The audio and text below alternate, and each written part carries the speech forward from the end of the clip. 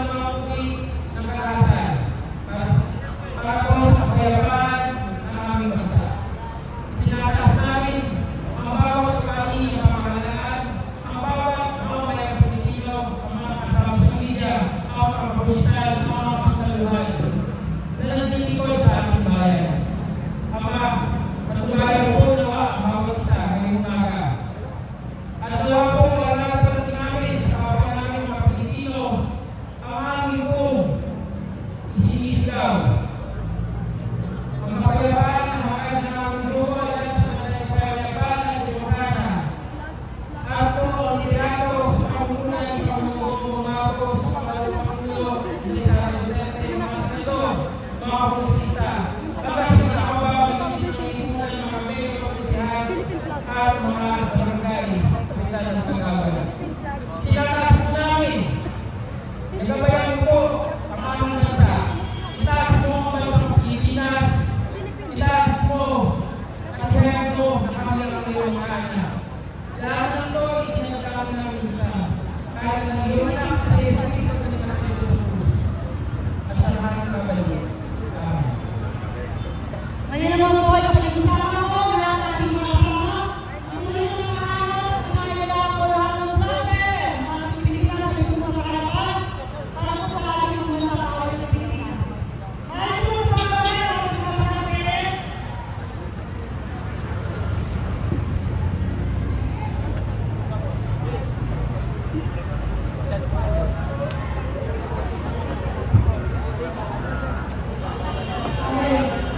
So, muli po, kayo po ay sabay-sabay ng awit ng ating pambansa, awit ng Pilipinas. Bigyan po natin ang ating kamay sa ating president. Mayong magiling, pero sa silanganan, araw ng puso, sa dibdib ko'y buhay.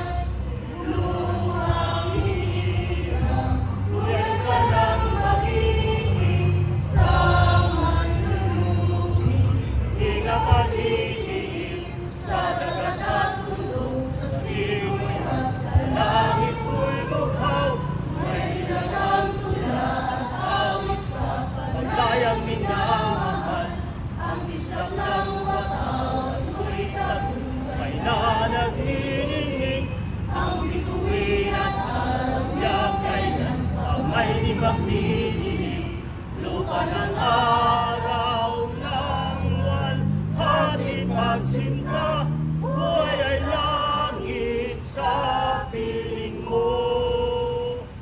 Ang ligaya ng may mga api, ang mga Thailand dahil sa'yo.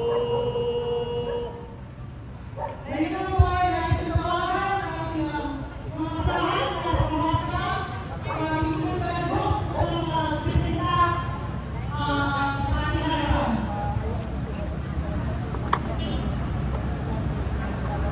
Abangan namin natin ang ating mga kasama sa Pamasa. Isa po dyan, Kabataan! Hindi digmaan! Sa hangin! Hindi ang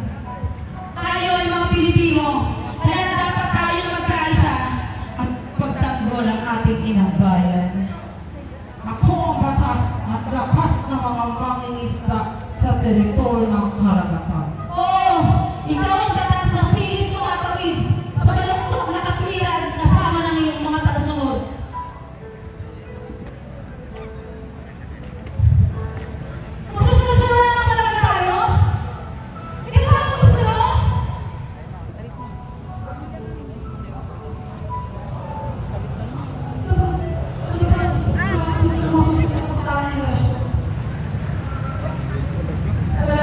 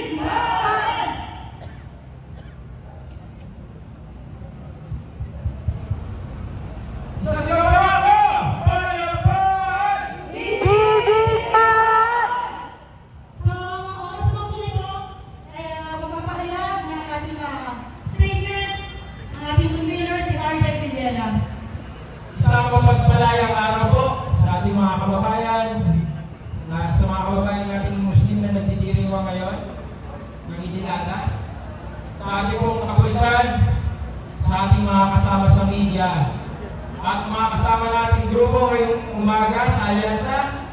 Andiyan po ang grupo ni Jenny Games mula sa Sampaloc, Maynila. Andiyan din po ang Baseco. Andiyan din po ang Pilipinas Bagong Bayan Movement. Bagong Bayan Magkaisa Incorporated. Parola yun, ang Parola Datong at iba pa, ilang Pinoy nandito rin. Ang mga Marcos Loyalist na namumula at masugid na sumusuporta po sa ating grupo. Ngayon po umaga, makakaroon lang pong bahayan. Kaya tumindig at suportahan ang mga programa at polisiya ng Administrasyong Ferdinand Bongbong R. Marcos Jr. Partikular sa pagtitakbol ng soberanya at teritoryo at pag-iit namin ang karapatang pandagat sa West Philippine Sea. Manilaw po ang ginagawa ito ng China ay panghaharas sa ating mga kababayan at pagtatangkang yurahan ng ating bayan. Manilaw po na ang China ay nagpo-promote, ngunit sa kabilang banda, kanilang sinasabi na sila daw ang pinupuli sapagkat ito ang teritoryo nila. Ngunit manilaw po na tayo po, ang West Philippine Sea ay nakapaloob sa 200 nautical mile exclusive zone ng ating bansa. Kami sa punong mga leader ng iba't ibang samahan, sektor, organisasyon na nabanggit ko kanina, organisasyong masa, loyalista mula sa lalawigan ng Pampanga, lalawigan ng Bulacan, lalawigan ng Laguna, lalawigan ng Cavite, at Kalahang Maynila sa ilalim ng pagtatag na Alyansa Bantay Kapayapaan at Demokrasya ay nagsagawa po ngayong umaga ng Marcha ng Bayan. Ito po ay isang multisektoral na marcha upang lubos na ipahayag po sa ating mahal na Pangulo, Ferdinand Marcos Jr. na tayo ay nainisa at tumitindig sa kanya pong mga akbamin. Partikular po sa ginagawa niya ngayon na pagtatanggol sa West Philippine Sea at ating mga kababayan. Kami po ay kaisa ng Pangulo at kasabayan ng Pilipino na tumitindig laban sa lahat ng ginagawang pangaharas, pangbubuli at pananakot ng China Coast Guard sa ating mga barko. At mga isang Pilipino na tahanan lamang ang makapag-anak po ng kapayapa at walang pangamba sa ating mga teritoryo sa West Philippine Sea sa sadya ng kayong misyon at apat ng aksyon na nakapaloob sa ating 200 nautical mile exclusive economic zone. Marin po namin kinokondena at tinututulan at hindi kinikilala at higit sa lahat ibinabasura po ang illegal na pagpapatupad ng regulasyon na ito. Malinaw na paglabag po ito sa United Nations Convention on the Law of the Sea. Kasama po ng 2016 arbitral ruling na ang West Philippine Sea po ay kabilang sa nasasabukan ng bansang Pilipinas. Malinaw din po na ito ay paglabag sa ating ng batas. At itigit pa po nito, wala po ito may tutulong ng babuti sa ating mga mamamayan. Kung inyo pong hindi pa nalalaman, ang karamihan po sa mga mangingisda natin, pati wala sa Sambales, hindi po sila nakakapangisda sa loob ng Baherong Bahura de Masinloc o sa Bahaw de Masinloc. May mga ganun po, pero ito po ay talagang binibigay sa mga mangingisda ng Chino. Malungkot, masaklap. Na sa sarili nating kasasakupan tayo ay ginagakasan. Kaya po kami paulit-ulit nanawagan sa bansang China. Nakilalanin po ninyo ang United Nations Convention on the Law of the Sea o UNCLOS at 2016 Arbitrary Ruling na nagtitibay po na ang West Philippine Sea ay sa bansang Pilipinas. Huwag naman kung gano'n, mapuhay ang huli. Maging makatao po kayo sa mga kababayan namin ng isla, mga kababayan namin Philippine Coast Guard at mga isdalawan na nasa West Philippine Sea. Isang pasyente na lamang po kailangan ilipat ay haharangin pa ninyo. Anong klaseng ugali po yan? Kaya po ngayon, bagamat hindi po kami nakarating sa Mindoro, sa tulong po ninyo, ang mga kapulisan, sa tulong po ng mga kasama natin sa media, nais po namin ipanawagan sa mga nating Pangulo at sa ating Kongreso. Panahon na. At sa kabila po ng mga kalamidad, katulad na lamang ng pagsabog ng pagkakataon at pagbabadya ng pagkakataon. Panahon na para ipatupad ang MROTC bilang paghahanda at pagsasanay sa mga bayan sa lahat ng uri ng kalamidad, sakuna at terorismo, katulad ng ating mga kapulisan at kasalawan na siya tutulong sa kapayapaan ng ating bansa. Kami rin po sa mga pasalamat sa pagpusatahan ng Pilipinas sa agang pag-deploy ng dalawang barko para pagpusatahan ang ating mga pangilista at bantayan sila sa banta ng China na naghahanap buhay po lamang sa West Philippine Sea. Ngayong umaga na po ay pinatanggap ng balita na mayroong posisyon. Maliit po natin itong kinukundina.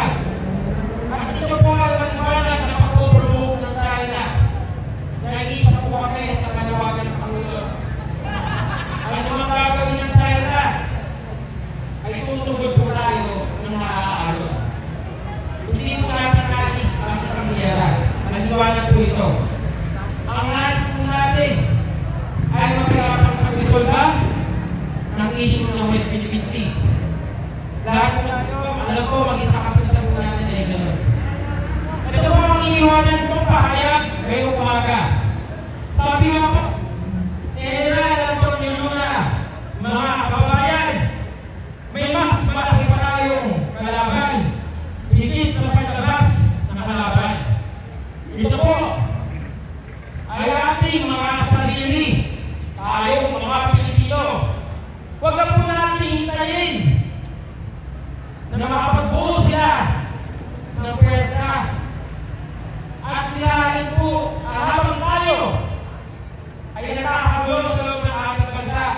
Samantalang sila naman ito ay unti-unti na nagpe-penetrate sa ating bansa upang sirain ang kapayapaan at demokrasya ng ating bayan. Maraming salamat po. Isang sigaw! Kapayapaan! Hindi tinigman! So malinaw po sa pahayag ng ating kasamang si RJ Villena na ang hangad lang po natin ay kapayapaan at marinig ang ating boses na makarating ang ating suporta sa ating Pangulong Bongbong Marcos na lahat ng bagay na dadaan sa maayos na usapin. Sa maayos na paraan, hindi natin hangad ang digmaan o anumang kaguluhan. Kaya po tayo ngayon ay nagsama-sama rito upang magkaisa at hingi ng kapayapaan. Kaya po, ngayon naman ay tinatawagan ng kausahan na profesional, si Dr. Madriaga, para magbigay ng kanyang suporta. Magandang umaga sa ating lahat! Nandito na naman tayo sa harap ng mga minamahal nating kapulisan. Good morning mga sirs! But in spite of the fact that hindi tayo pinapayagan lumapit sa Mindoro, ang boses natin lahat, ang Abacana, ang Marcos, Lola Lilis, lahat na nandito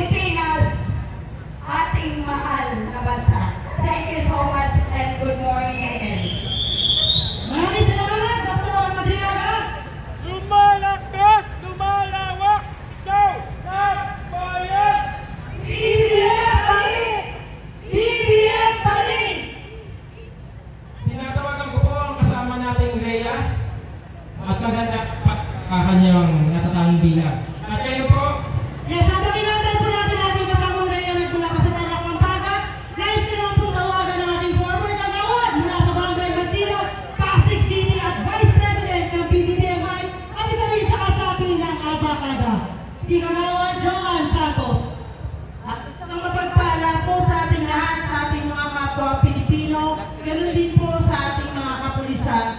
Isang karangalan po na maging bahagi po ko ng abakada. Masakit isipin, masakit makita kung ano yung ginagawa sa atin ng China. Ako po ay Pilipino. At nakikisa po ako sa mga ganitong programa na pagpag-usapin sa ating bansa. Mahal na mahal po ang ating bansa. Kaya hindi po natin hahayaan ganyan na lang tayo ng China. At tayong mga Pilipino ay may pagkakaisa. At isang pasasalamat po na meron tayong Pangulo na naninindigan para sa Pilipinas. Ang tanging may tutulong lang natin ang pakikiisa. Alam niyo, kung pakinggan ang sinasabi ng ating ating Pangulo na Pilipino do not yield. So isang karangalan po sa atin na makiisa po tayo at panawagan din sa ating mga kapwa Pilipino na tulungan natin ang ating Pangulo. Masasabi ko po, marami nang nagpaglaban para sa atin sa bansa natin Pilipinas. Andiyan ang mga nauna. Hayaan pa ba natin na sakupin tayo ng iba? Atin po ang West Philippine Sea. Yan po ang sinasabi ng ating Pangulo. Hindi lang po ano basihan. Meron po tayong basihan. At ang hamad po natin, papayapaan, hindi digmaan. Kaya nga po, panawagan sa ating mga kababayan Pilipino, tulungan po natin ang ating Pangulo. At masasabi ko po na ang bansang Pilipinas ay malakas. Naninindigan dahil ang lakas po natin ay tayong mga Pilipino ay nagkakaisa para sa bansang Pilipinas. Kaya po sa ating Pangulo, kami po ay nakasuporta sa inyo. Mabuhay po ating Pangulo Ferdinand Marcos Jr. Mabuhay po ang bansang Pilipinas.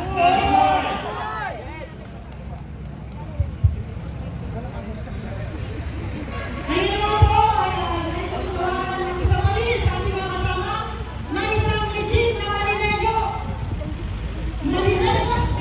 Si Kajeli Gomez.